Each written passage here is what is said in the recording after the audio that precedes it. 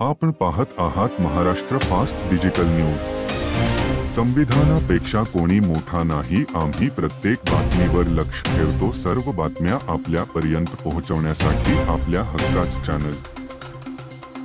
पुण्याच्या कल्याणीनगर भागात दारू पिऊन गाडी चालवत दोघांचे बळी घेणाऱ्या आरोपी वेदांत अग्रवाल याची रवानगी बालसुधार गृहात करण्यात आली आहे।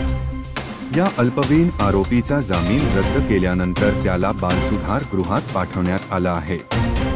या आरोपीला पुढचे 14 दिवस बालसुधार गृहात ठेवण्यात येणार आहे। आरोपीचं वय 17 वर्ष 8 महिने असल्याने त्याला संज्ञान गृहीत धरून खटला चालवावा अशी मागणी सरकारी पक्षातर्फे करण्यात आली।